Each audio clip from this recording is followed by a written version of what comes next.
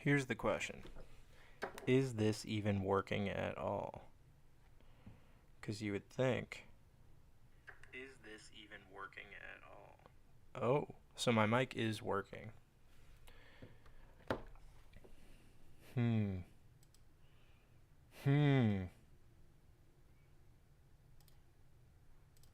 So one of these should be...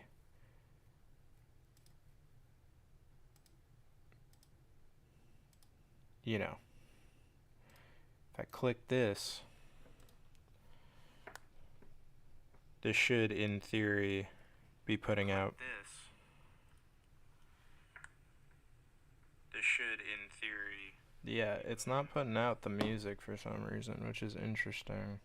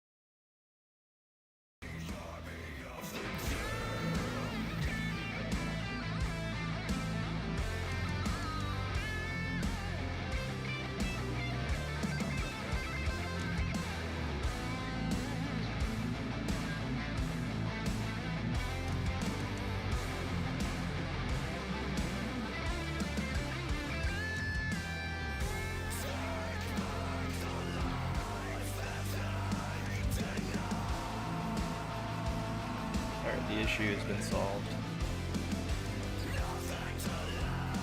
Now it is too loud.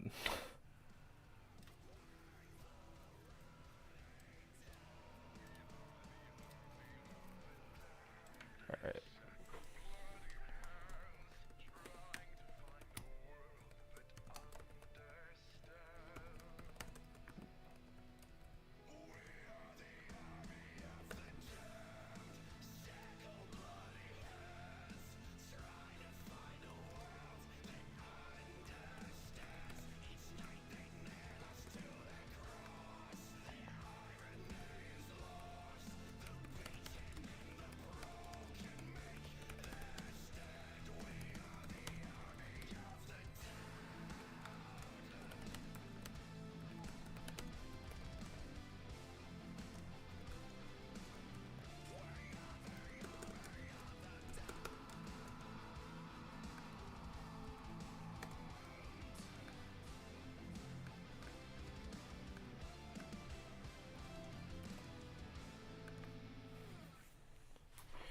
Alright, that should update everything.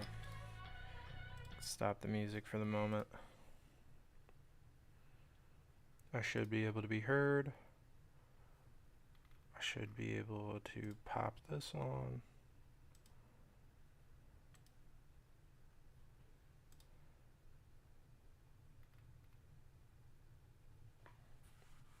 Alright.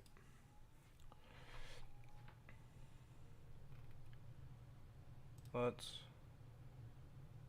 shut down that. Make myself big for the moment. Alright. I have not live streamed in about 2 years in any capacity that has to do with things actually being done. I think last year was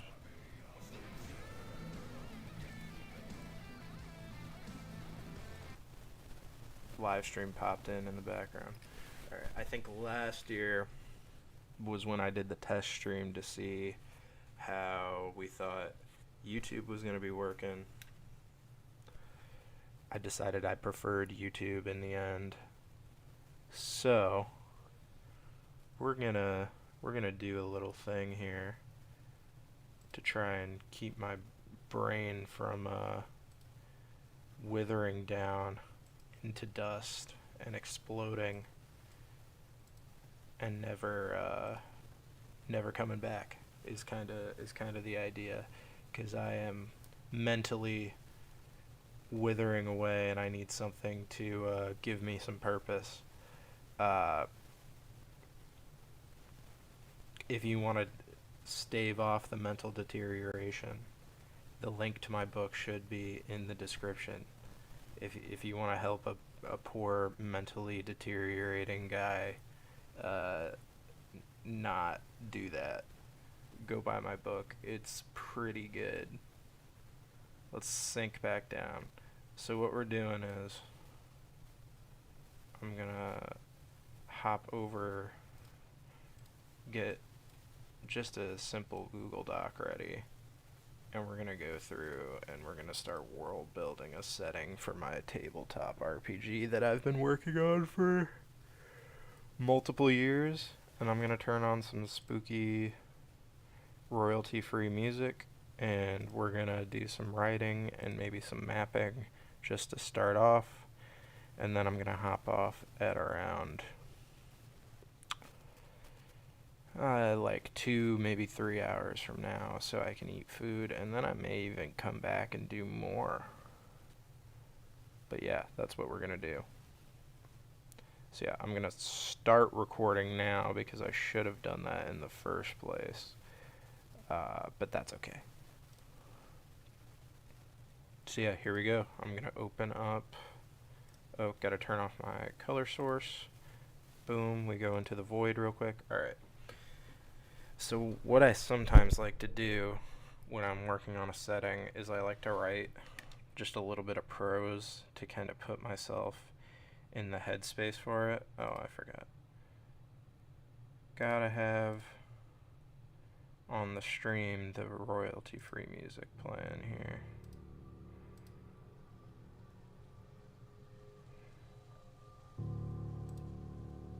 There we go. Alright. Turn off my color source again. Alright, so I want this to kind of be like a horror, dark fantasy vibe, which is usually the vibe that I go for. I'm trying to think what exact genre I want to do for it. And I think I want like a heavy winter, heavy Eastern, like, you know, I want there to be the medieval aspects of fantasy, but I also want there to be sort of a, you know, Eastern, Strigoi, stuff like that kind of vibe going on. So I think that's what we're gonna write to head ourselves off here. we're gonna write something that has to do with it being, you know, cold and there being things in the night. So I'm gonna kind of try and put my brain.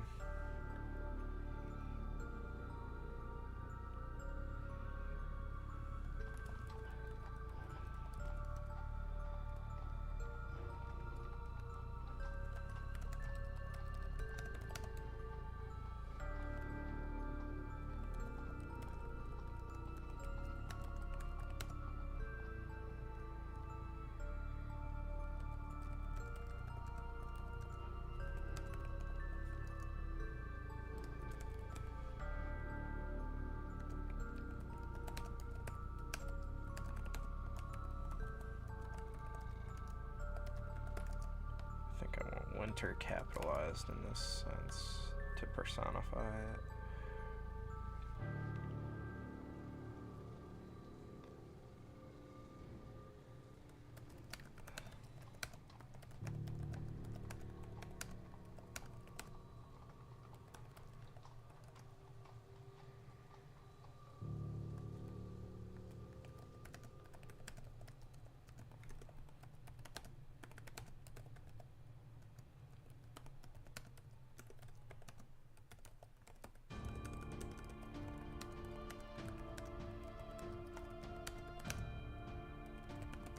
The music is too quiet after I do this. Oh, it's too quiet even for me. If it's too quiet for the stream, you know, it happens. I'm not actively checking chat because I don't think anybody's going to be here for the moment. Let me listen to myself.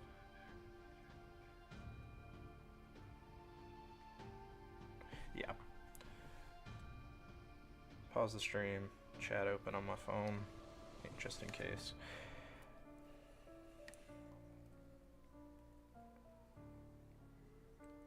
This is also very well going to change. It's very simple right now, which is okay. Sometimes simple is good, but I don't exactly love how I've written this, but that's what editing is for.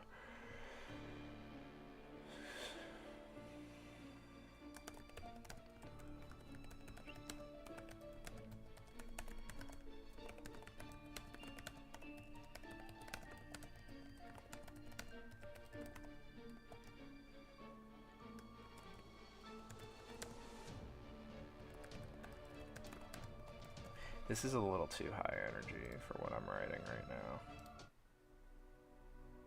It's just called scary, that's pretty good.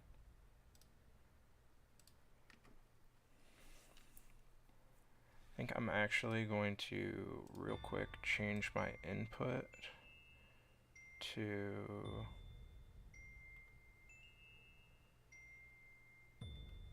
Interesting. We're gonna, real quick...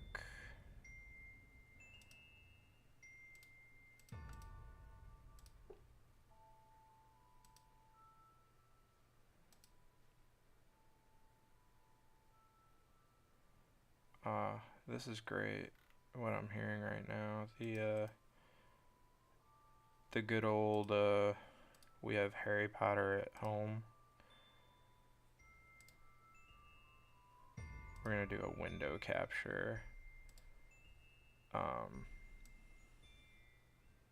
Because I don't really want to have all of my random Spotify shit popping up constantly.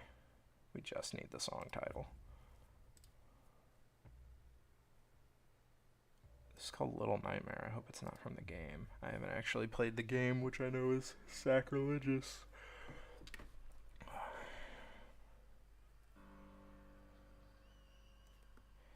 Yeah. So let's actually center this. And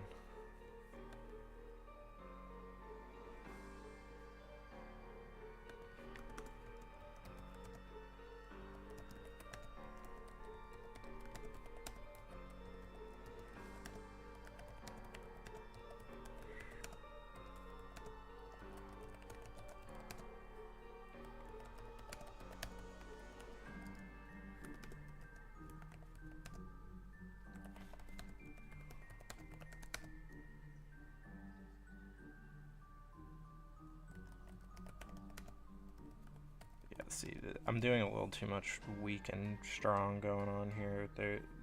I don't love that, but what I'm trying to convey with just this little bit of prose is when the days get short, I'll just write this because it's kind of like the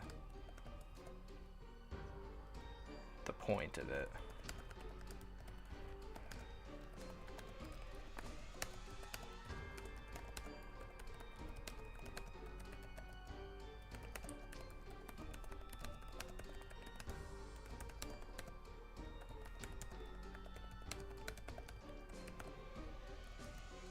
That's the, like, I would call it the thesis statement of this setting that we're making here.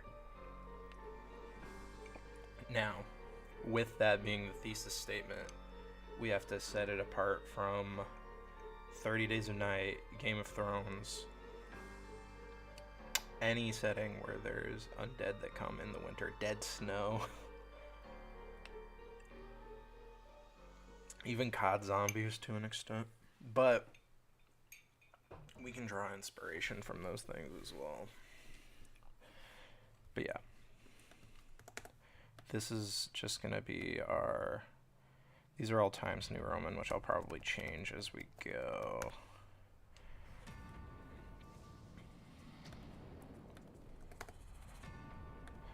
So yeah, let's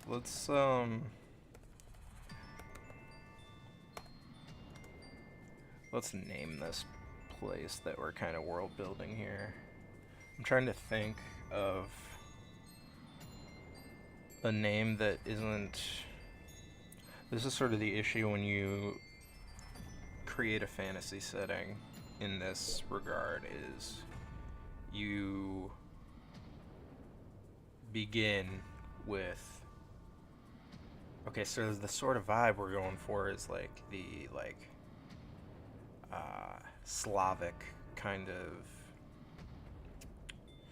you know, their brutal folklore and the winter aspects of that.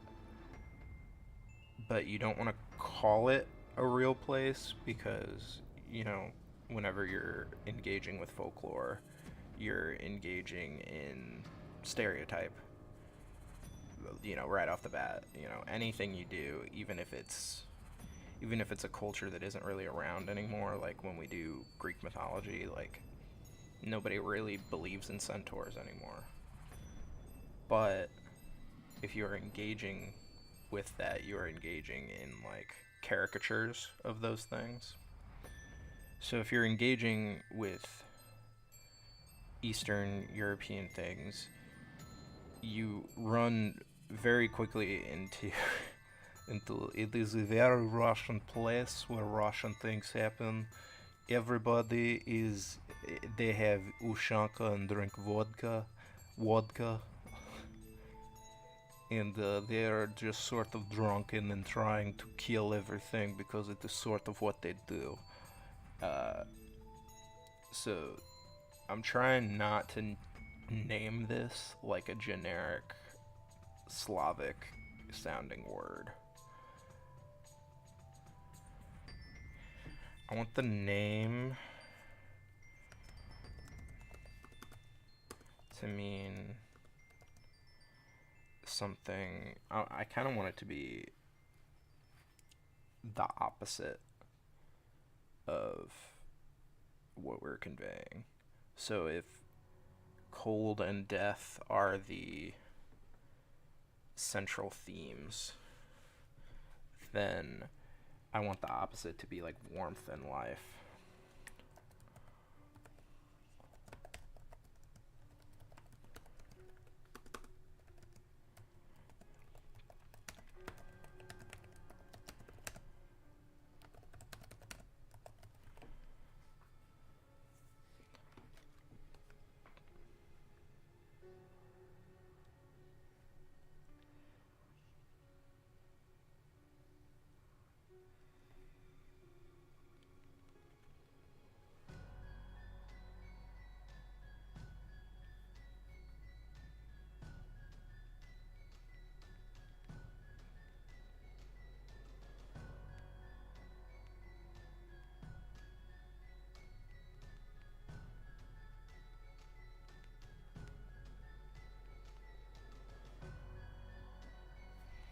So, yeah, I was just sharing the stream with some people if they're interested. I don't know that I'll be checking chat. Yeah, I've got all this open. Let's open.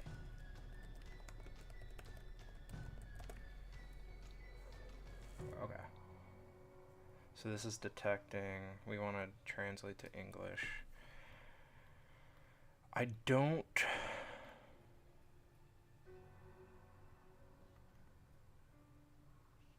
Let's start with Ukrainian.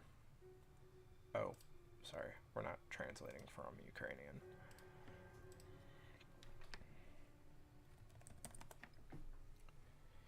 Lito. Lito. Lito.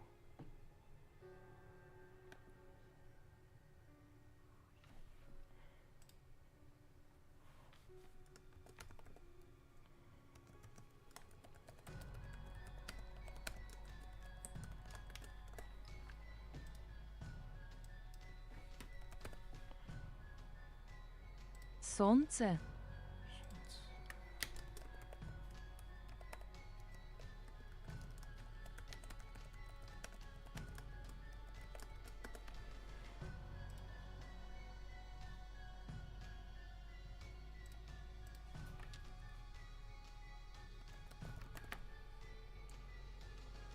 Безпеки. Безпеки. Безпеки. Wait, no, I want this one. Безпека. Безпека. It's very similar. Безпека. I like the word security more than safety. So yeah.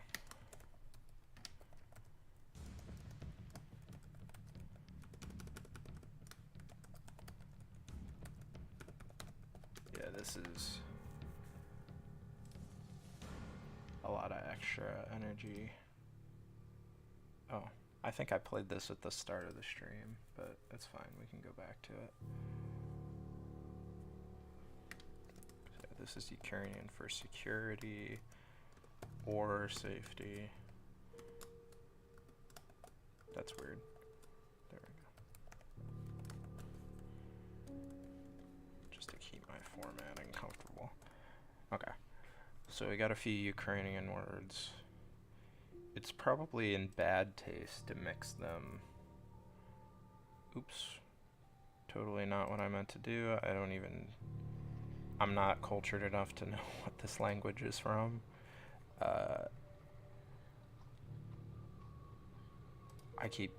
I'm not even clicking. I don't know why that's doing that. Let's do Romanian. And pick up some stuff from Romanian. Just because I think mixing Ukrainian with Russian too much is probably in bad taste at the moment.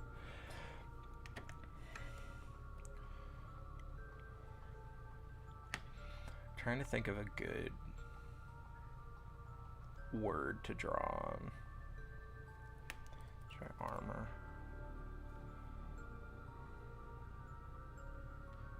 Well, that's very similar.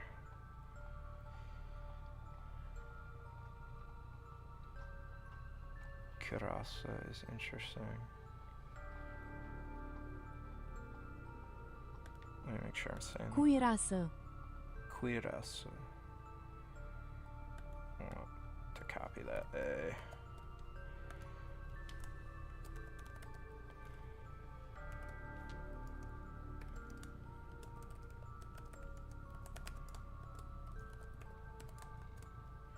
What else is that for? Thorax.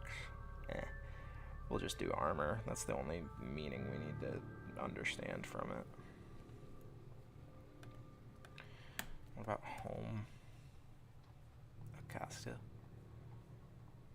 Acasă. Oh, it's just acasă. It's not you. The little swoosh. It makes me want it to be you.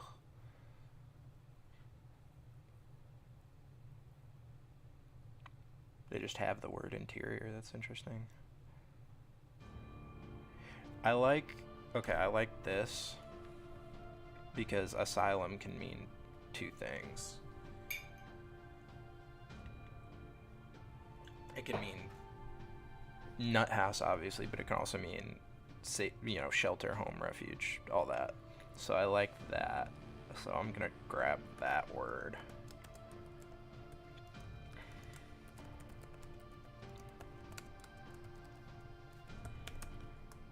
And we'll add a second meaning just to, like, shelter. Just to add that to the pool of things. Because it's probably only gonna incorporate 2 of these words once I decide which ones sound the best.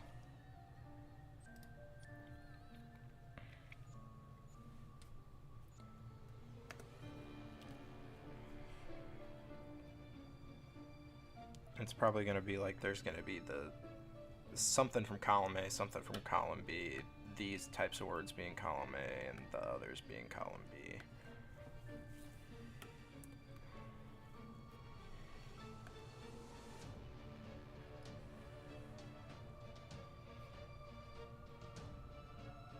Got a lot of high energy songs playing. Oh, that's why this playlist is not very long.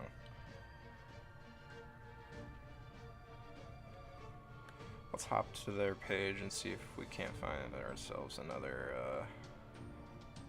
similar playlist.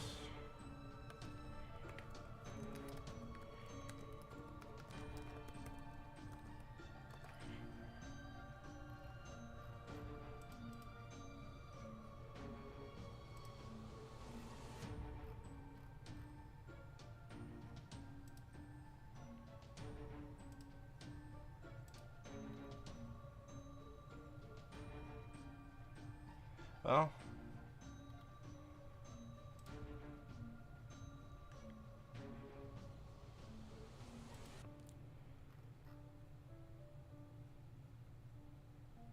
we're not getting a ton of options that I feel confident that they're safe.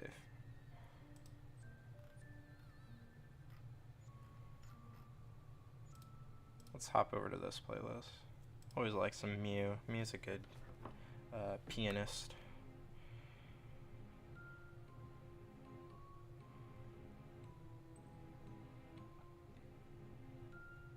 Alright, so let's find one more Romanian word and then we'll find another Eastern European thing to draw on here. And then we can start kind of mishmashing words until we get something that doesn't sound ridiculous. Let's get another summer. I like that. Vară.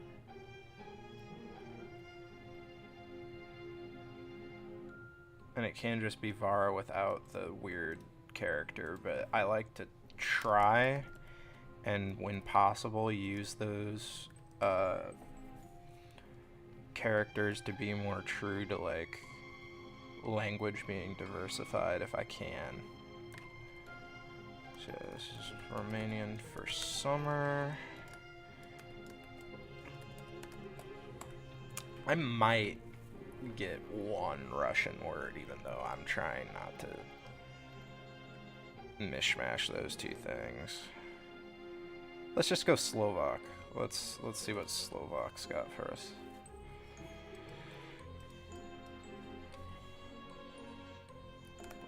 Fire in Slovak. I like this. Ohen. I think that's how you say it. Oheň. Yeah, it's Ohen. The little V. You add a little to it. There's also Ziara. I think that's how you say it. Žiara. Ziara. Yeah. You add like a zhuzh to it when you have that little V over something. I don't know what that character is called, but...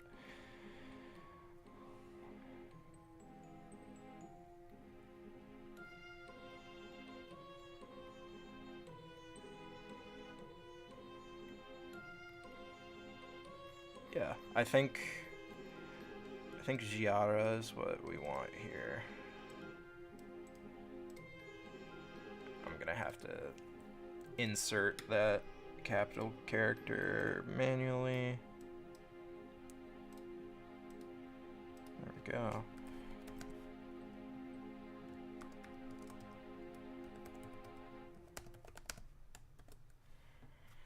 This is, what did I put in?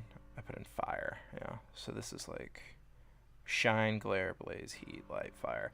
We'll do, I think shine, blaze, and heat are the things we want to convey here.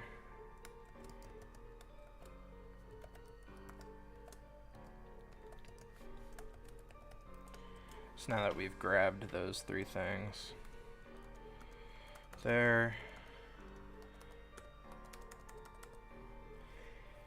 What we could do is take, since these words, even though it's the special Z with the J, Azil and Giara, combining those together, I feel like naturally kind of speaks to me. Like, I can I'll grab the lowercase z from over here. Something like this. Agelara might be something. I gotta check and make sure that doesn't mean anything. Just gonna detect language.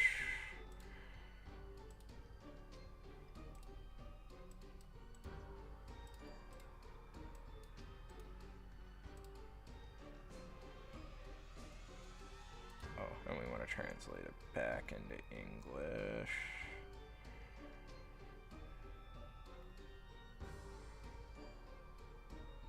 Why am I not able? I'm never able to find English by looking for it out. It means aguilar, that means eagle in Spanish, which is interesting. This is a word in Croatian that means aguilar. So this is a last name. Well, I feel like that's kind of serendipitous because then I can just, use eagles as a thing. And that adds just, I can use that symbolism, and now I've got it. It's a free piece of thing that I just stumbled upon, which happens pretty frequently.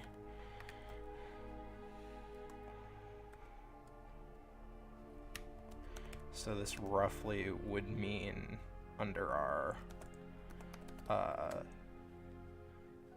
rules of we're mashing together languages and getting a meaning out of them, this would roughly mean warm shelter. But it also is Croatian for Aguilar, which is eagle in Spanish. Weird that Croatia has a localized, very different spelling for a Spanish surname. It's probably Google Translate is just wrong.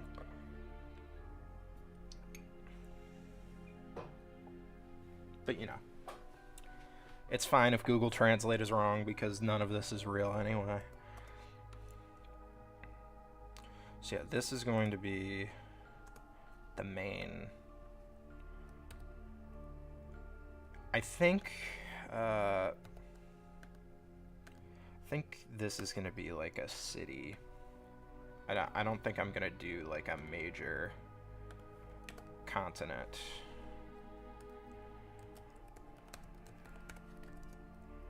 But this could be a continent thing. I did say I wanted it to be at odds with the setting, so that could be the name for the whole setting, just because it's against the whole like snow and cold and death symbolism. So yeah, this is a major city, or the main country is what we'll put it. Make sure everything's still working here. Yep, looks like it.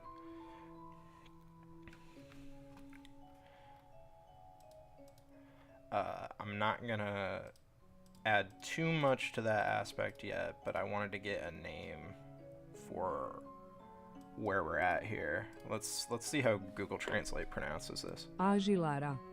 Agilara. Okay. Perfect that it says it in that tongue as well. So,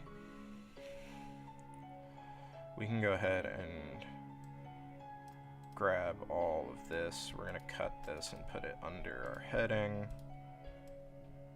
I'm going to make it a couple points smaller just so that it's more of a footnote than the main thing. We're going to make locations the heading 1, and we're going to make this heading 2 so that it's underneath locations. And we can also make introduction a heading 1. I don't know why I made it heading 2 to start. And now that I've got that, I'm going to run to the restroom real quick, and when I get back, we're going to start doing some random bits and pieces to kind of flesh out the vibes, and then we'll start looking at more nitty-gritty details and stuff.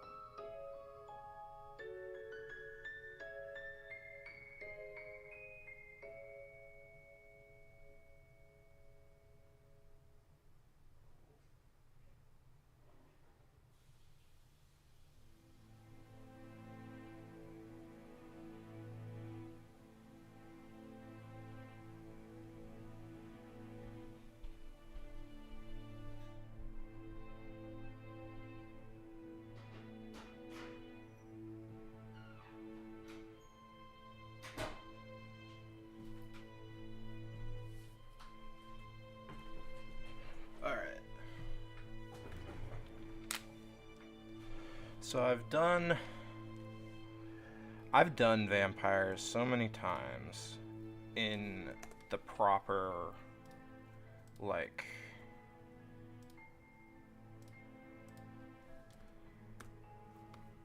in the proper Stoker sense, in more unique ways, in like the I've combined vampires and werewolves into one thing. We're gonna really try and get into a specific vibe that is different from the classic sense that we've all seen in D&D and everything, and different from, more extrapolations. We're gonna go really into Strigoi and that sort of vibe, because I've been interested in that a lot recently. I'm gonna pop open a new window just so that I'm not showing my bookmarks bar every single time I open my stuff. Nothing bad on there, just,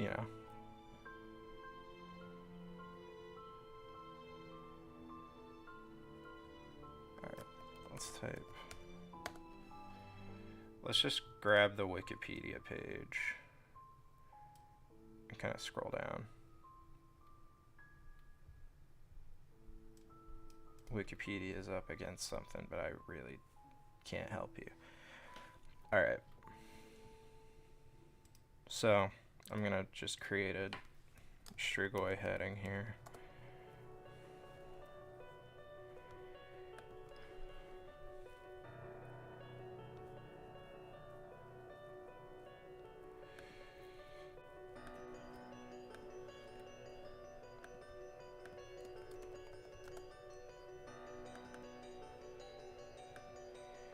Let's make some bullet points. So, Strigoi are troubled spirits. They can turn into an animal / invisible, which are, familiar. I'm not gonna write down drink blood because we all know that vampires drink blood.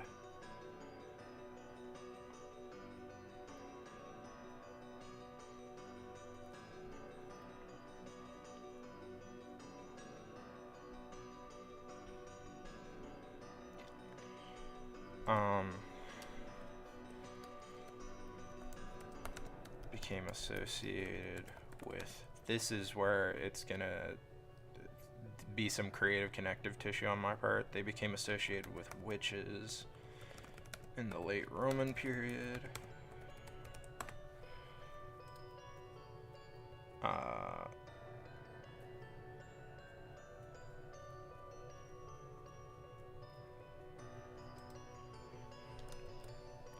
Strix and Striga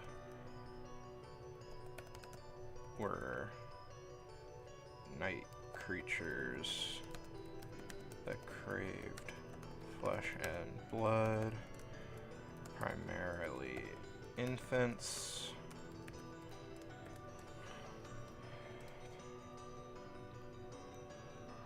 Wikipedia, I'm sorry, I can't donate to you. I just can't. Not even because I don't want to, just because I'm not going to.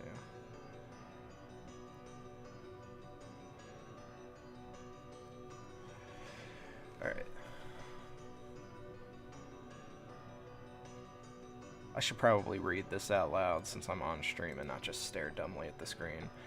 One of the earliest mentions of a historical strigoi is the story of Joregrando Alelovic from the region of Istria.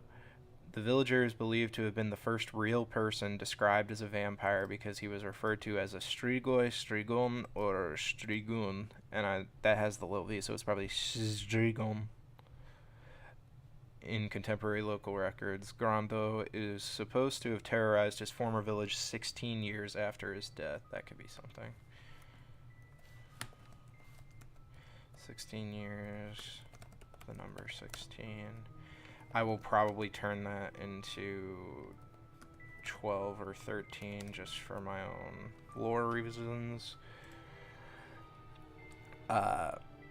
Eventually, he was decapitated by the local priest and villagers. The Carniolan scientist Johann Weikard von Valvassor wrote about Joregrando Alelovic's, they could have just said Alelovic, life and afterlife in his extensive work, The Glory of the Duchy of Carniola, when he visited Kringa during his travels. This was the first written document on vampires. We're going to open that in a new tab and look at that in a minute. Grando was mentioned in writings by Erasmus Francisci and Johann Joseph von Gores, La Mystique Divine, Naturelle et Diabolical, Paris, 1855, whose story was much more elaborate, full of fantastic details to make the story more interesting and sensational. In modern times, the Croatian writer Boris Perek has researched the legend and written a book, The Vampire, on the story. Striga are mentioned by the Moldavian statesman and soldier Dmitry Cantemir in his work Descriptio Moldaviae. It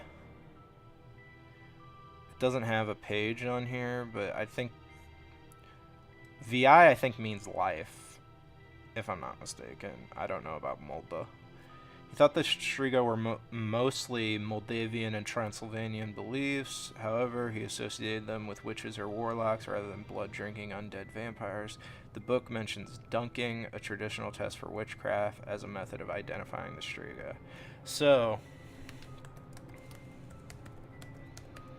dunking like a witch is a way you can identify them. See, the thing, what I'm going to say is, I think Strigoi and Striga, I'm probably going to make them related but not identical things, is kind of the vibe I'm thinking in my head. We'll see if I stick to that. But right now, I kind of like the idea that all the bad stuff kind of falls under this, like, STRI prefix. So Strigoi, you know, could mean these are the vampires. Striga is the witch. Then we can start coming up with new and different things.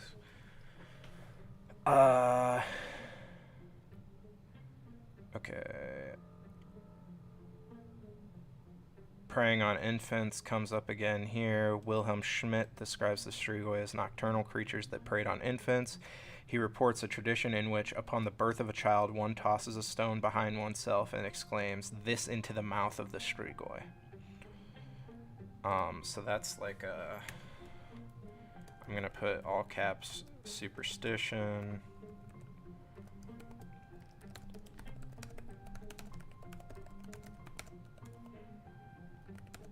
And that goes back to like all those stories about you find corpses with somebody's got a rock in their mouth and it keeps them from coming back as a vampire, or at least keeps them from biting you.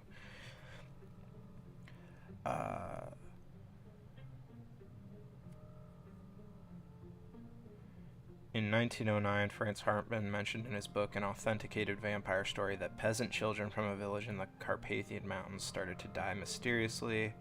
The villagers began to suspect a recently deceased count was a vampire dwelling in his old fortress. Frightened villagers burned the castle to stop the deaths. So that's probably, like, when was Dracula written? Like, around that time. It was, like, early 1900s. You'd think it would be, like, just, you know, the vibes. You'd think it would be, like, early 1800s. But Dracula was written, like, around that time, I think, which... makes sense. Communist era. Woo woo. Good times.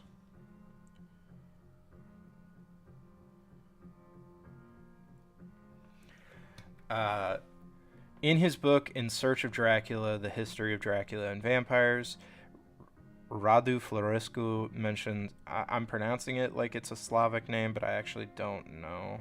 He's Romanian. Okay. So, you know, same family, even if not exactly the same. Mentions an event in 1969 in the city of...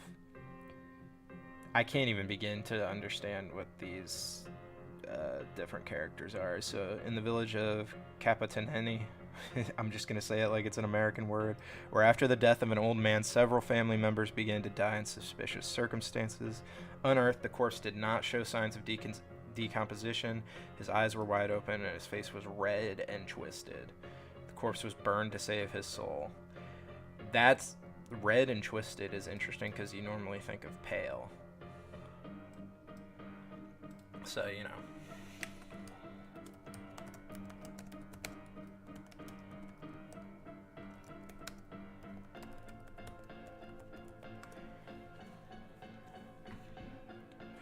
It's kind of scary imagining a vampire that's like,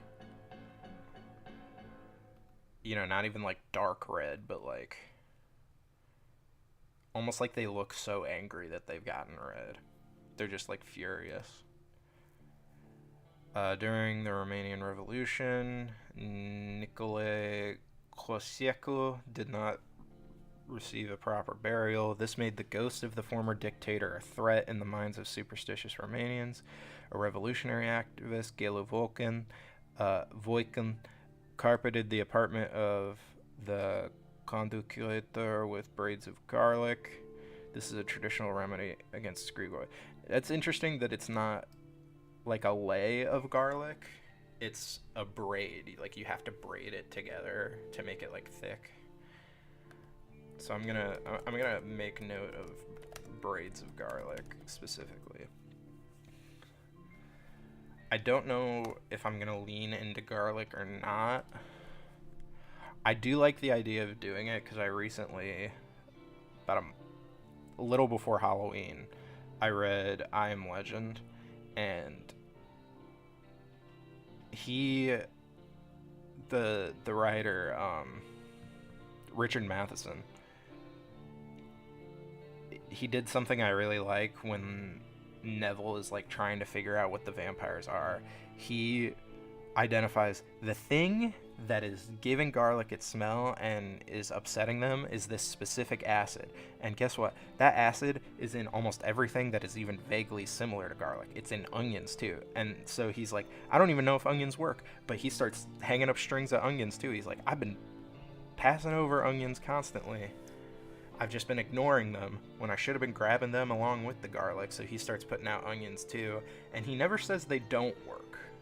I don't know if he ever says the onions seem to be working, but he definitely says he definitely never says they don't work. So if I were to lean into garlic, that's like something that could be like, hey, you know, garlic works. And then eventually, you know, there's this guy out in the woods who's growing onions and he's never been attacked. He lives all the way up near where the Strigoi lives, and he's just growing onions in his garden, and the Strigoi leaves him alone.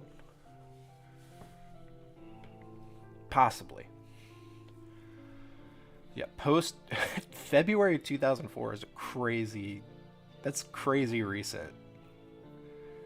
A woman from the village of Martino de Sus in Dolj County claimed that she had been visited by her late uncle, a 76-year-old Romanian man named Petru Toma, who had died in December the previous year. Fearing the deceased might have become a Strigoi, the woman's brother-in-law, I'm going to say Georgie Marinescu, organized a vampire hunting group made of several family members. Why did they bring that up? After drinking some alcohol, they dug up the coffin of Petru Toma, made an incision in his chest, and tore the heart out. After the removal of the heart, the body was burned and the ashes were mixed in water and drunk by Toma's niece, believing that this would put an end to the haunting. Citation needed. We don't know. Well, I don't know. Dolj County Police later arrested 6 of the family members who participated in the ritual, charging them with disturbing the peace of the dead. They were sentenced to 6 months imprisonment and ordered to pay damages to the family of the deceased. Since then, in the nearby village of Amarati de Sus, people drive a fire-hardened stake through the heart or belly of the dead as a preventative measure. So it doesn't have to just be the heart, it can be the belly. That's another thing in I Am Legend. He explains why those vampires, the stake works on them. And eventually you find out, well, he didn't have to put it in the heart at all. He just had to get them. He just had to stick them with the stake and they would pop. But yeah, so I'm going to write that first.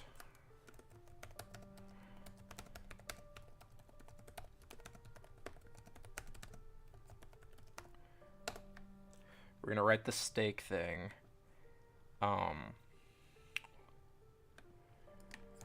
We're gonna write cut out heart, burn body, mix ashes with water, and have immediate family member drink.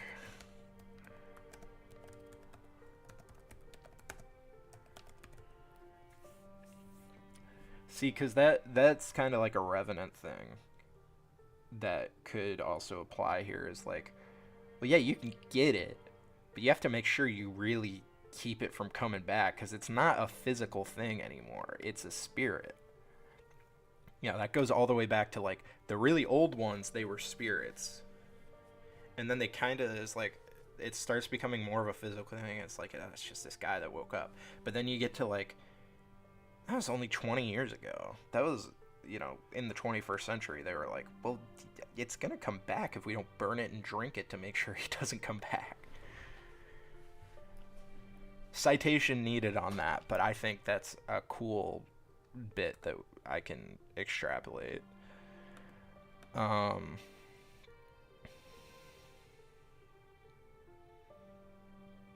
I thought this was like the creation of the myth. But this says you can become one like this. Oh, here it even says right here. They do not eat garlic and onions. So either one, you can't do it. Garlic probably more significant, but they can't have onions either.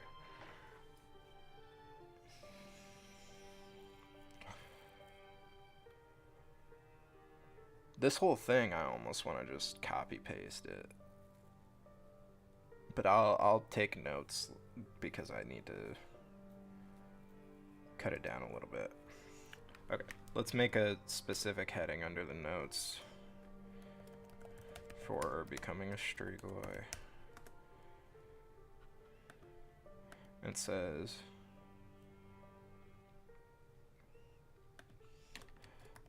seventh child of the same sex, life of sin, nondescript.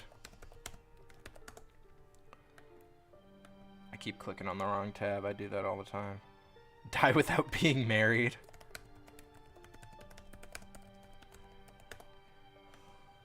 That's a funny one. So, yeah, well, you know, could never find somebody, and now he's a bloodthirsty monster. Die by execution for perjury. Interesting. So if you lie in a court of law and you are killed for that, you can become a Strigoi. I just wouldn't execute people who commit perjury.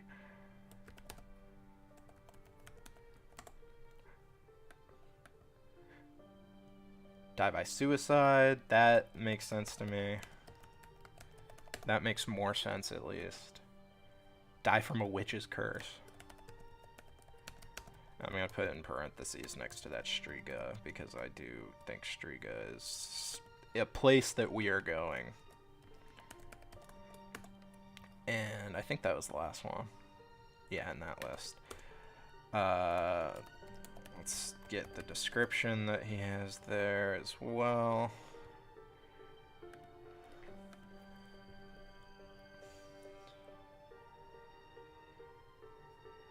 Alright, so, bald on top of the head.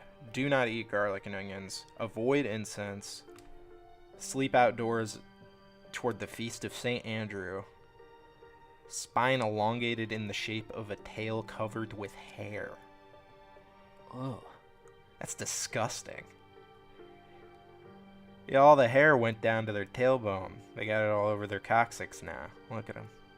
Look at the Strigoi. Bald on top of head. Tailbone extended and hairy.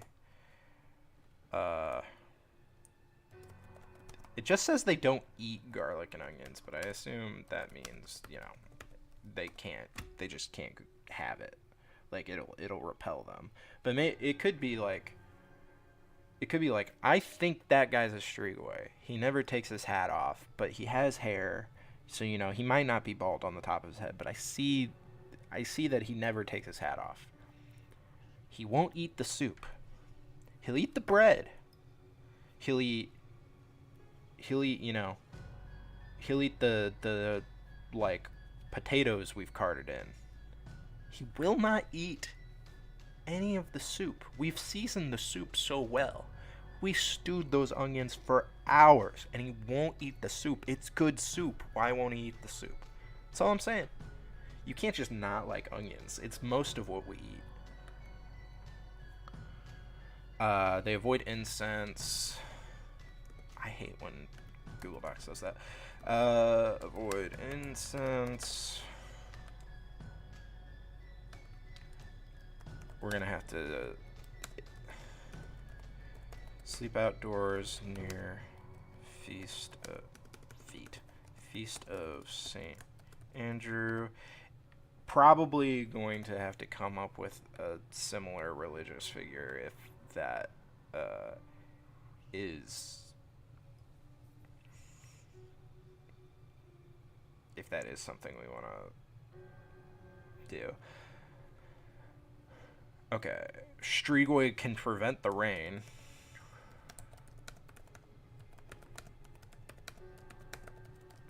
And cause droughts, which is interesting. Bring hail and bring death among men and cattle. Oh wait, sorry, I'm reading the next thing. If it rains with stones, meaning hail, God punishes the Strigoi who does not let clean rain fall. And if it rains with sun, it is believed that one of the Strigoi has been killed. Weird.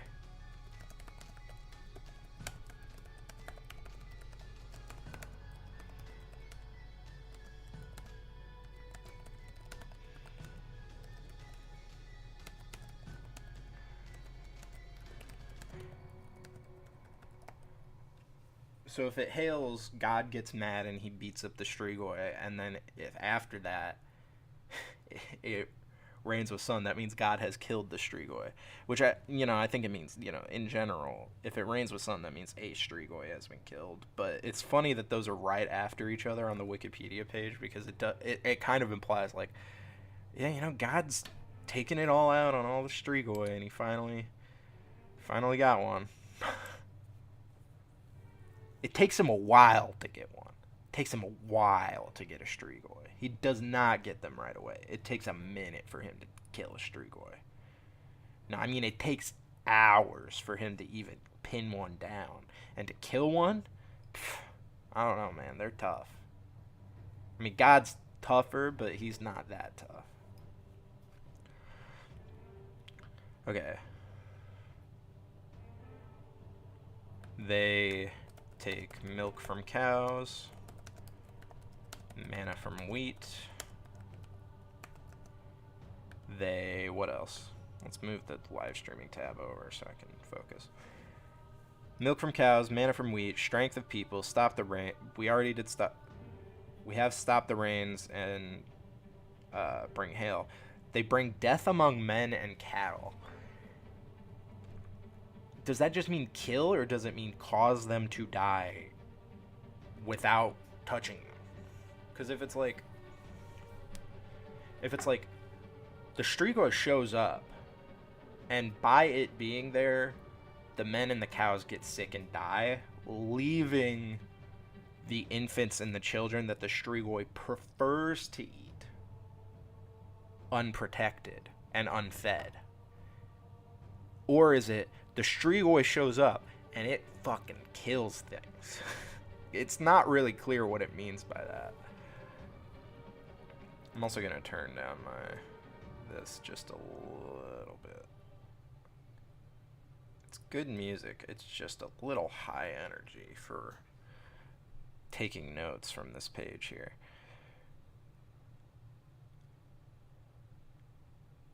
The boys water the girls. I'm on St. George's Day, the boys water the girls. Like flowers? I don't really know what that implies. Like, I assume like flowers. Like, it's like a ceremony.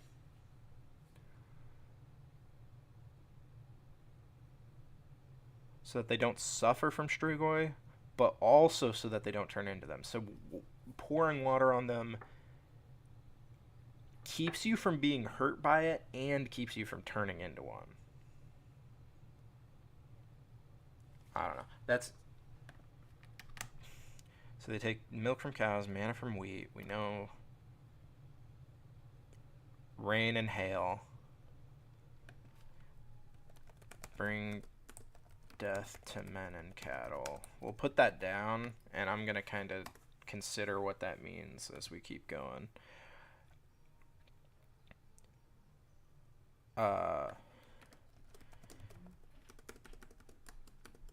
On St.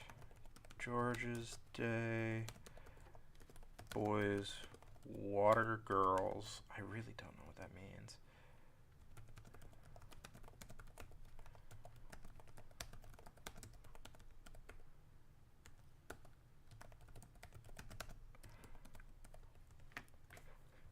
Okay, after that, to kill them, the grave of the supposed Strigoi is searched, and the order is read to him by the priest, and an oak, yew, or ash branch is struck in his heart. It is pierced with a nail or knife to remain bound to the coffin and not be able to go out to do mischief.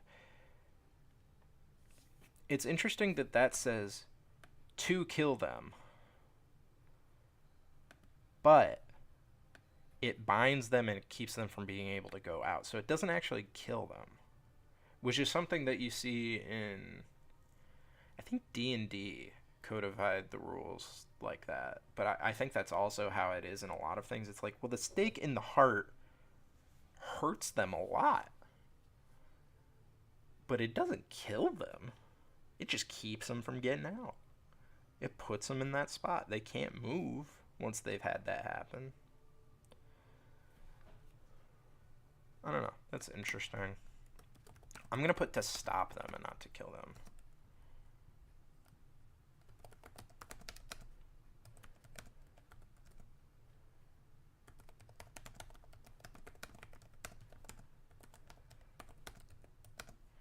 And the types of oak, yew, or ash.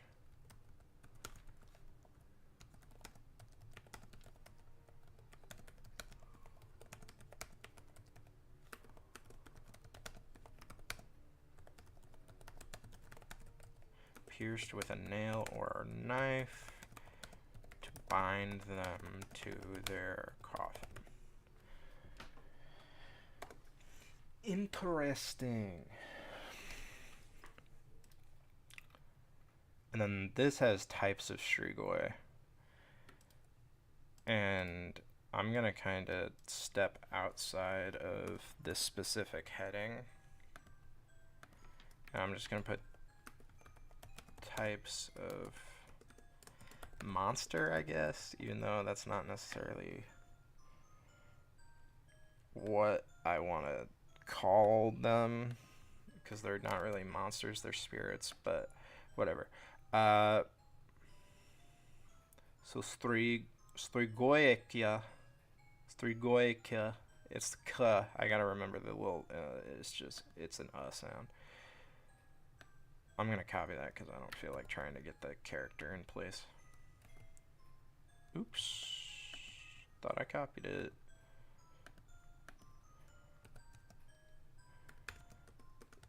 I'm doing equals like I'm coding. Okay, Strigoica is a witch, but also Striga are referred to as witches. So we'll see. I might keep this terminology, but I am gonna put in parentheses this because this is something from my own lore that I think I'm gonna connect. I'm gonna put Fuilcrone as a Strigoica because those are usually what I have as witches, is that type of creature. Strigoi View is a living Strigoi or sorcerer. So you can be a living Strigoi.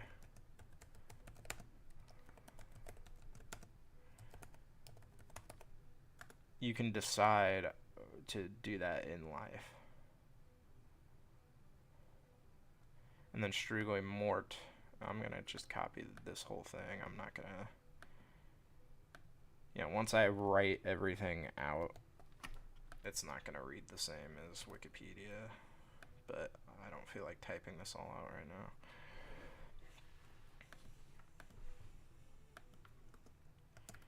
I will return in just a moment. I've had way too much coffee.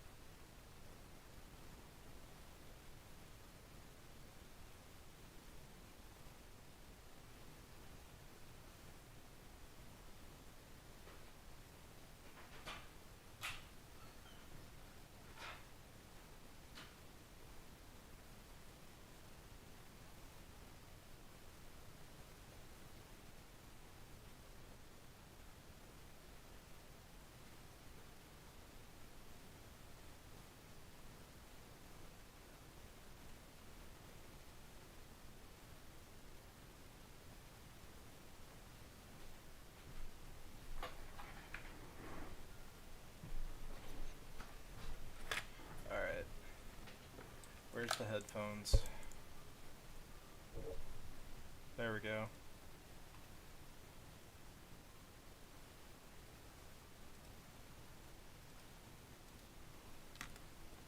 Oh, I didn't even see that you were typing. I just assumed you weren't doing that at all because you were listening.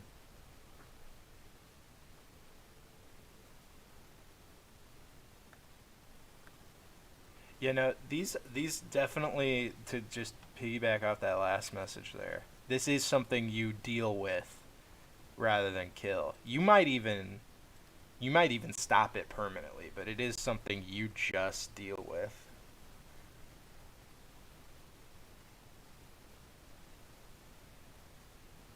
Yeah, weird that you can fully be alive and they're fine with it. I don't like this. I don't like this is the first thing I read when I got back. A common way used to identify a vampire was to place a 7-year-old boy dressed in white on a white horse near the graveyard at midday. It was believed that the horse would stop at the grave of the suspected vampire. Well, why does it have to be a 7-year-old boy?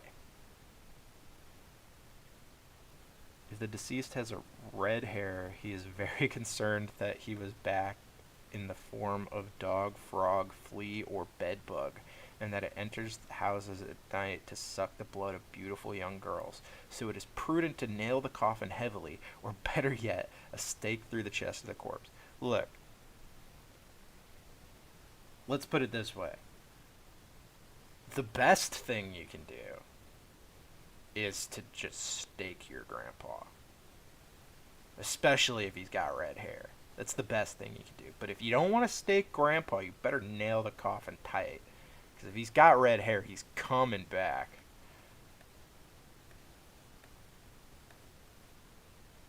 He's coming back.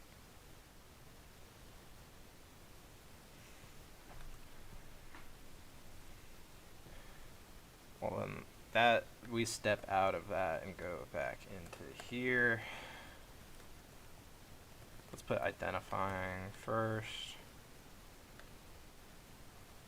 I don't know if I'm gonna do the 7-year-old boy dressed in white thing, but I'm gonna write it down.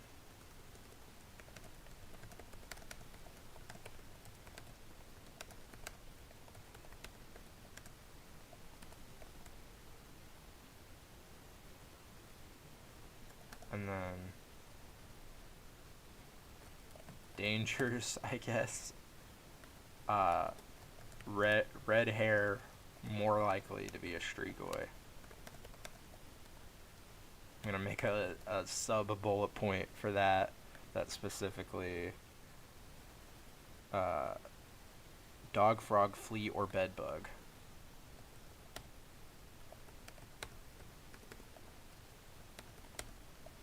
That's, it's bad enough that something can like turn into a dog and kind of blend in.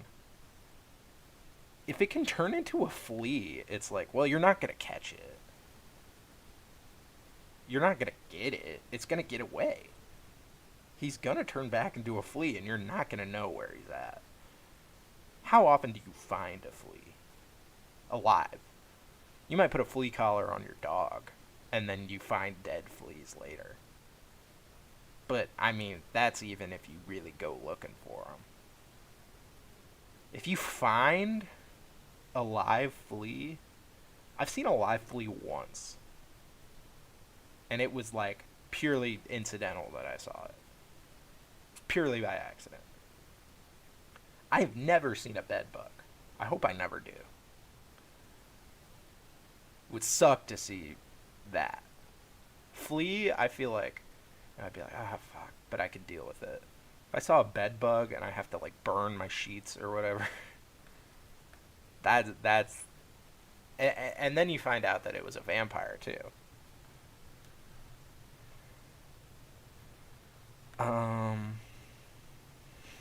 And then we'll make a prevention.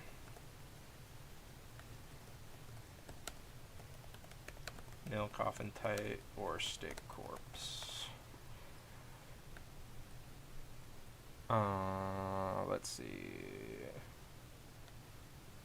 Can't read that. But Simeon Marion says describes another preventative method: unearthing and beheading, then reinterring the corpse and head face down. I like that. You cut its head off and then you put it back in face down. So even if he puts himself back together, he's gonna be upside down. He's not gonna know how to get out. He's gonna be confused.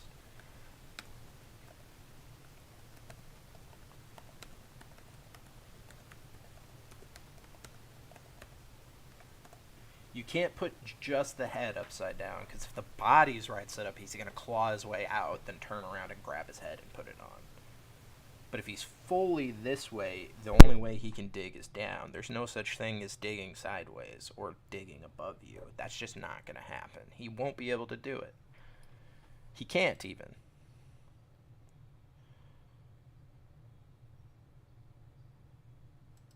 I didn't even know that about warlocks. Ew. That's like Oogie Boogie when he's just filled with bugs, and then the one bug is the real Oogie Boogie. Now they did undo that because there is a game where that bug wasn't the only Oogie Boogie. Like all of them are Oogie Boogie, and one of them got away. But in the movie, it's implied that that single bug was the Oogie Boogie, and all the other bugs were under his boogie control. It kind of reminds me of that. So the boogeyman is a warlock, is what I'm getting at. Strigoiulu was the name of a Romanian language satirical They had a satire magazine called The Strigoi. Now, modern day, I could see that. I could see a satire magazine being called the Vampire or something. But in 1862, that's kind of like morbid. Like, oh. So the Satanists that write the thing there, the Satanists that write that book. I do want to also open the link to Moroi because I feel like that's going to be something we look at. That's one that's in Phasmophobia that I don't know anything about other than it's in Phasmophobia, and it's always that when I think it's not that. Burial at Crossroads is something I kind of want to think about. Oh, but this is a whole fucking thing on burial, and it's just one heading. I thought that was going to be like a whole specific thing. Is Nosferatu is also Romanian, which is interesting because it's not the same thing as Strigoi. But they are the same thing as Strigoi. Like, Nosferatu means vampire.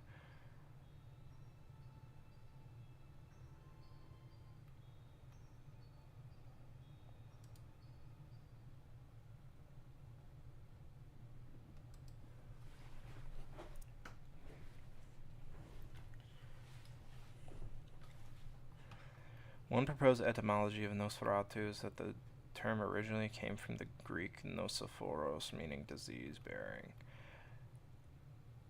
I'm gonna have to watch Nosferatu when it comes out and take some inspiration from it, I'm sure. It's crazy that this has so much less on its page than Strigoi as well. I guess they're about the same. Well, even then, it's weird that it has just as much. But it is both from the same culture, means the same thing, not identified as the same thing, though. Nosferatu is not mentioned on this page at all. I didn't see Nosferatu until I went to the Moroi page, and then it came up. And this mentions a whole bunch of other shit that is not on the Strigoi page. But it's like heavily implied that they're the same thing. I don't know. I don't know. I'll look at Nosferatu later. I want to keep Moroi open. I want to look at the glory of the Duchy of Carniola because this This seems like a whole thing that we could really go crazy on.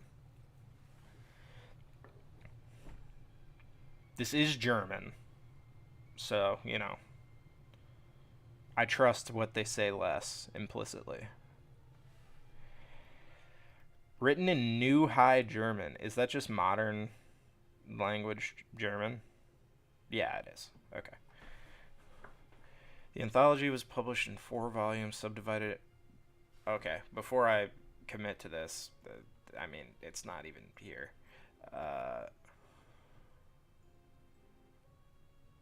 Okay, well, I got excited about this for nothing. It's actually just a description of a book that does exist and doesn't contain any descriptions of the book beyond it exists.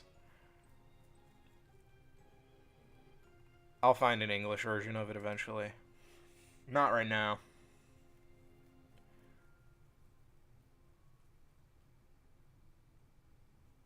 All right.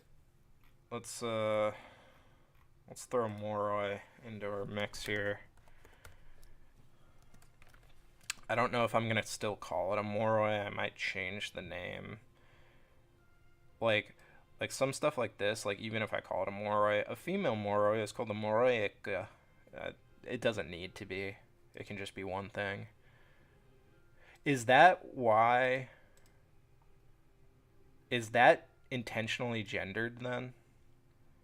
If a Moroica is a female Moroi, and a Stregoica, which is a witch, does that mean that a female witch or a female Strigoi is always a witch and a male Strigoi is always a vampire?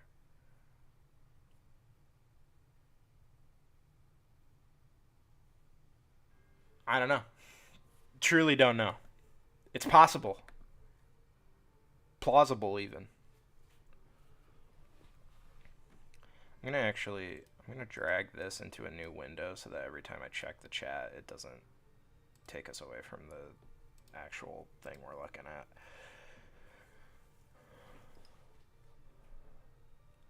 Kikimora is a Russian thing? Huh. I'm sure this is like horribly racist of me, so, you know. Whatever, but I swore Kikimora was a Japanese thing. Maybe it's just because Japanese mythology has so much like evil spirits, like that everything does, but Japan is specifically. I feel like a lot of their scarier mythology is scary ghosts, whereas this is like a living corpse, and in Japan it's usually like, well, it's the ghost of a thing and it's not actually the thing, is how I understand it. Kikimora both etymologically sounds like a Japanese word. I think maybe somebody might have used Kikimora as like a Godzilla adjacent thing, so that might also be what my brain is doing, but I swore this was Japanese. Obviously it's not. Wikipedia has never lied.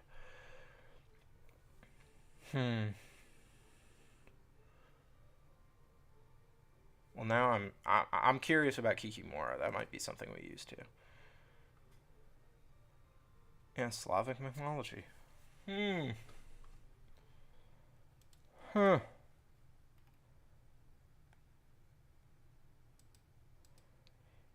Yeah, there could be overlap. I'm not sure. Let me check. Kikimora disambiguation. Puyo Puyo.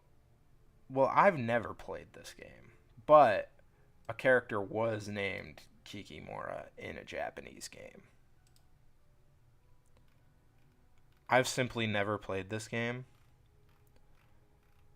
so that's not where I saw it.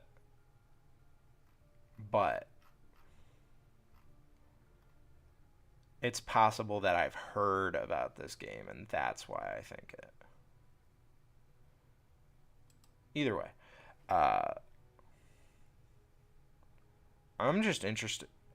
This says chicken-like form, and now I see it, but I really thought this was like a crawdad while I was looking at it. Like, oh, that's a horrible lobster creature.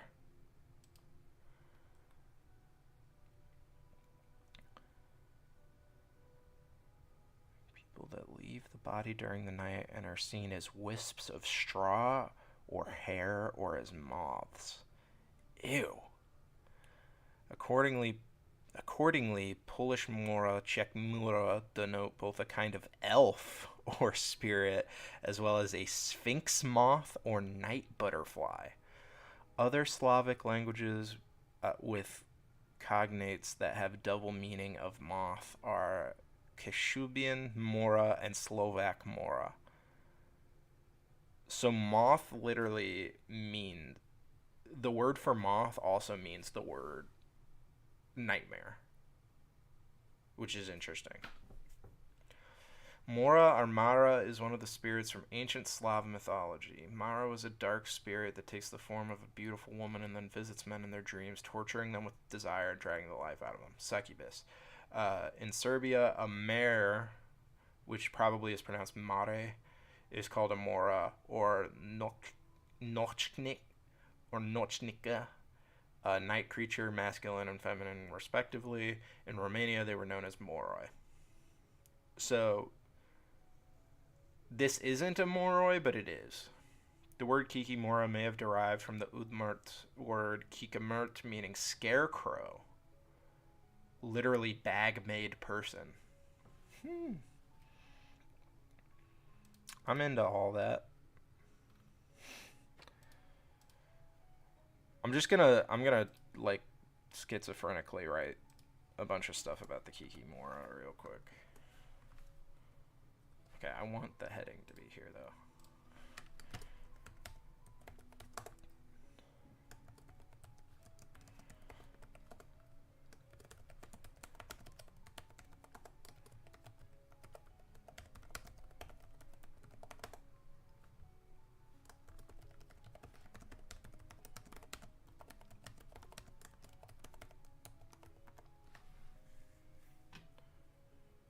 Let me go ahead and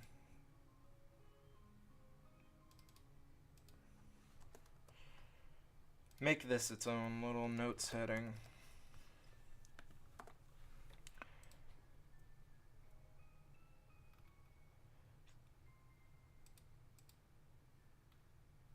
Okay.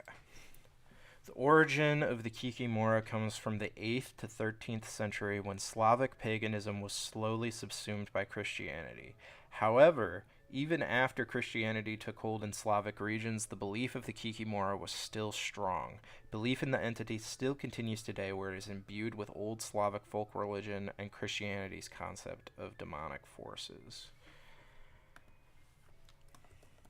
I'm going to put that it persisted after Christianity took over, because that could be like a world building thing. Whatever the Christianity equivalent we do here. Kikimora might have the snout of a dog, a chicken beak, or can even resemble a goat-like entity with glowing eyes and horns. In fact, it can take any part of an animal's face or body. It is always feminine and can appear as an old woman or a beautiful girl. She might even appear as a deceased family member. Oh.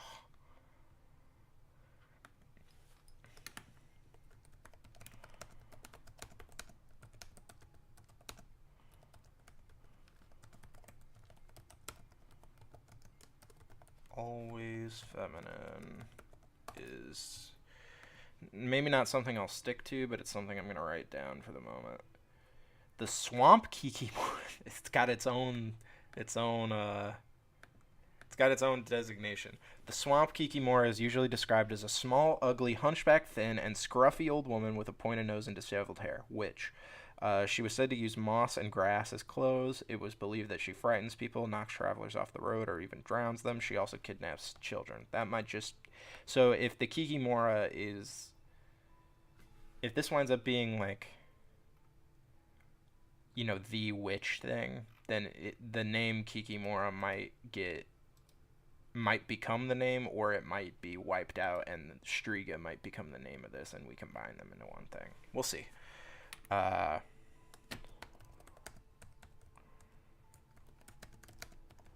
I'm gonna put that the swamp Kikimora is witch-like. I don't need to describe it any more than that.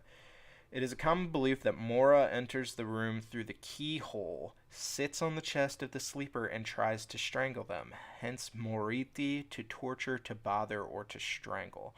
That's interesting because that's how people describe demons when they have sleep paralysis.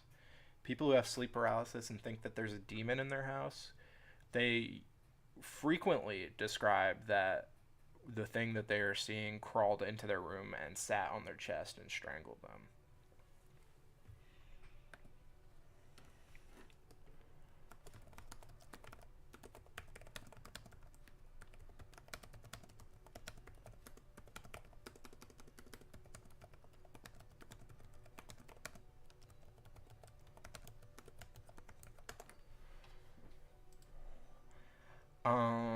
To repel Moros, children are advised to look at the window or to turn the pillow and make a sign of the cross on it.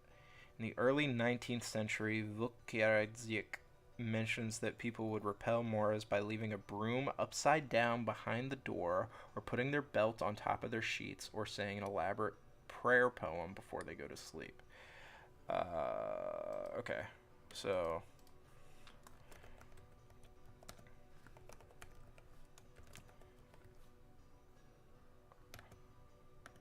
not repealed. What the fuck?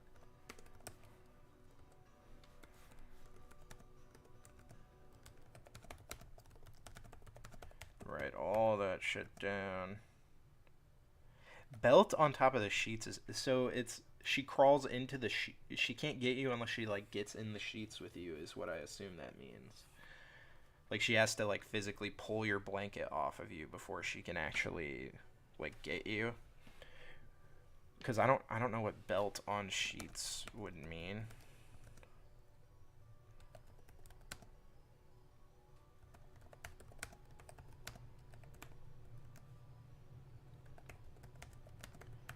Looking out the window is interesting. Because the last thing you usually want to do when you're terrified is look out a dark window at night, you know? That's when I get the most scared, is when I'm like already paranoid and then I look out the dark window and I'm like, ugh, even if there's nothing there. There are two different kinds of Kikimoras. The one that comes from the forest is married to the Domovoi. The other one comes from the swamp and is married to Leshy. It is said that... So there's... Is there only two Kikimoras total? Well, that's even crazier. No, because this says... There's a Russian Bilyachka about one swamp Kikimora who loves... So they're all married to one god. Individually. I've heard a ton about Leshy in the recent times. Recent years. I named a god after Leshy. His name was Veshy instead of Leshy, but... So it's weird. I didn't know he was so sinister. Or maybe he's not sinister and his wives are just sinister. Who can say? I have no idea.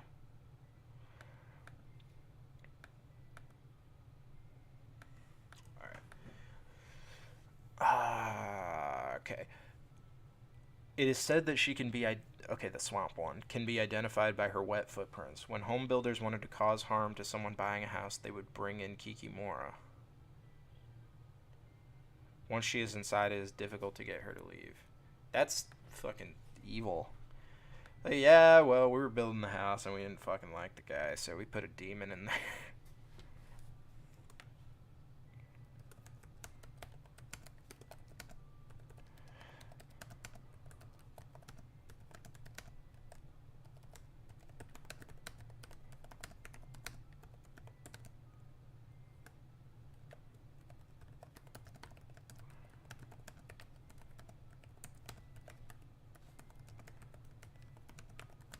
just can't even imagine, like, oh yeah, well, built him the house, he paid us pretty good. Man, the guy's a fucking dick. So we put a demon that likes to strangle his kids in their sleep in there with him. You know, just a prank. Just a good old-fashioned goof, huh?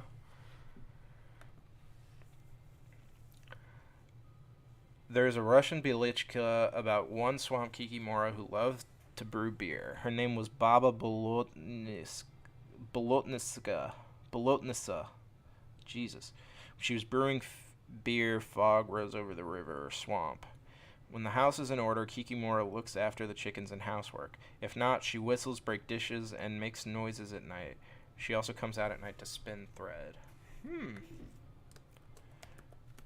So she can be good.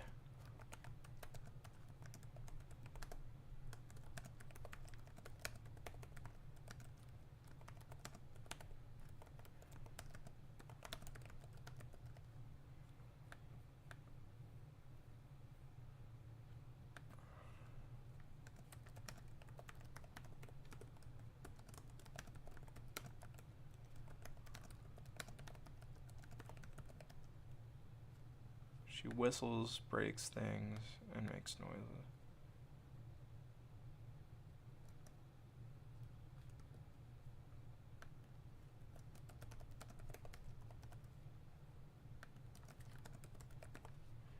Weird.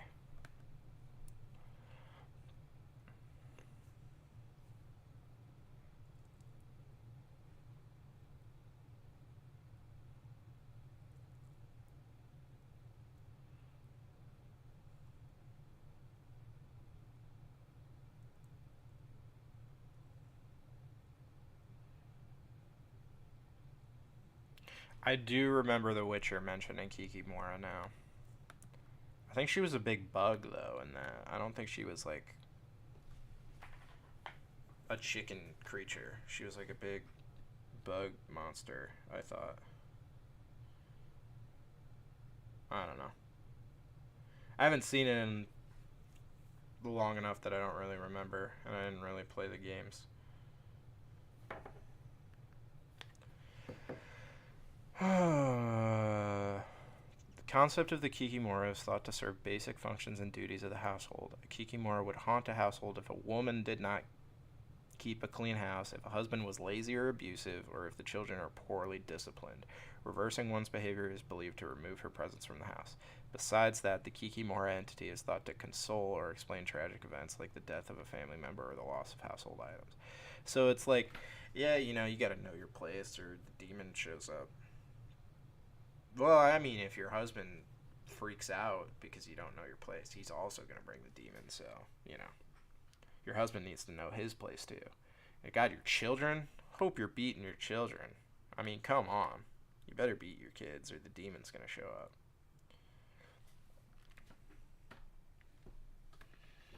Now, I don't know why. Charger is shorting out on me. Can't have my computer dying right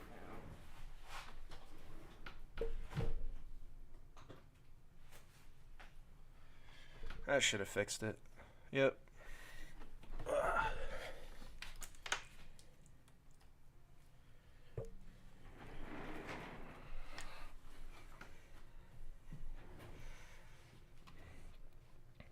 I'm gonna put Moroi on here for later, because I don't think I'm gonna look at that right now, but I do want to have it ready for the next time I do this here.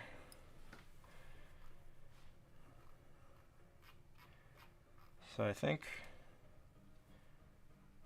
what I'm gonna do before I cease, I'm gonna make myself a little table here.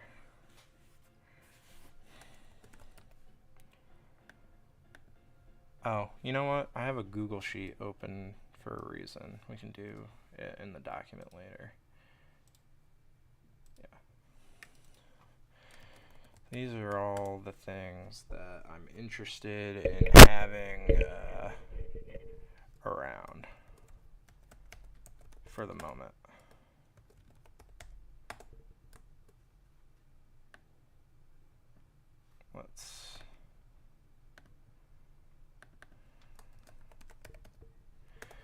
I'm gonna do Striga instead of Strigoi. And under lore, let's just put vampire, witch slash house demon, and then Moroi is like a ghost slash vampire. And we can kind of fuck with these and make them different as we go. This is what we got for now. Strigoi, they like the snow.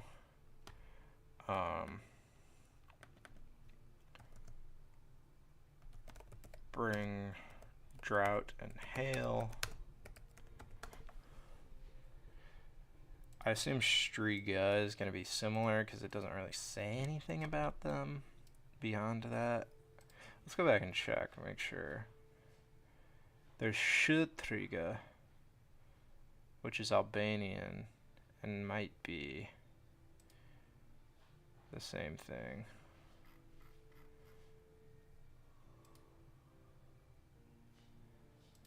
Let's see. Strega. Stregaria is a neo-pagan tradition similar to Wicca. I don't even know how. I guess I understand how that gets here. Okay, Striga. Let's see. Does this have its own? It doesn't have its own thing. See also Striga with a capital S. Nope. It's a type of witch weed. Interesting.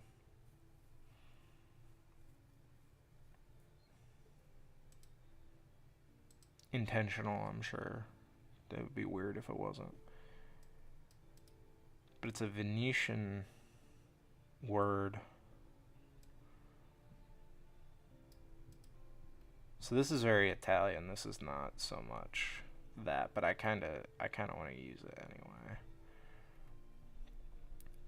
Ostriga means to scream, so maybe let's put Banshee as a possible like indicator there too. Kikimora are forest, swamp, homes. Moray are homes.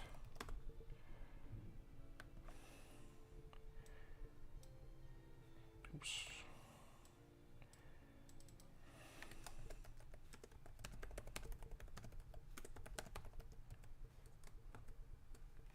These are bald on top of head. They've got elongated hairy tailbone.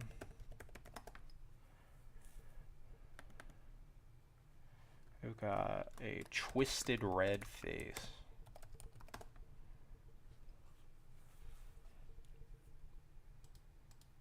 Some kind of horrible demon. Striga is probably going to be similar, but I'm not going to put anything there yet. Kikimora.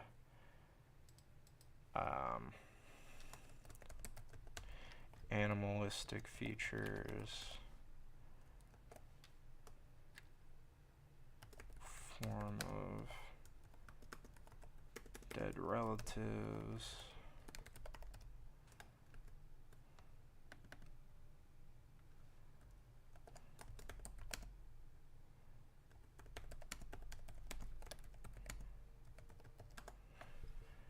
It's kind of funny because the way they described Kikimora sounds a lot like Green Hags in D&D, and then the Green Hag in Baldur's Gate. It does all these things, but also has an Irish accent. So, well, yeah, I mean, it's clearly something Slavic, but it is Celtic though. Don't worry.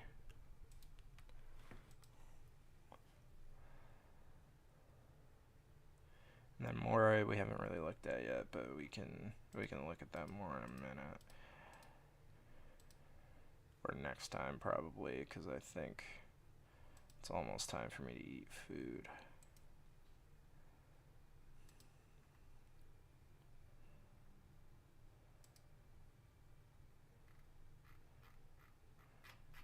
Didn't do a whole lot, but we got a lot of shit about the Striga, which is really... And we got the name of the place.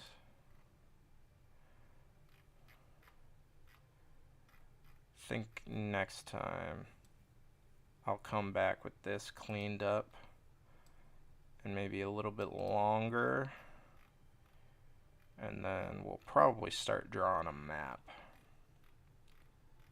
But for the moment I think I'm gonna pop off because I am starting to get a hunger headache, and only so many cups of coffee are gonna stave that off before I have to save myself. So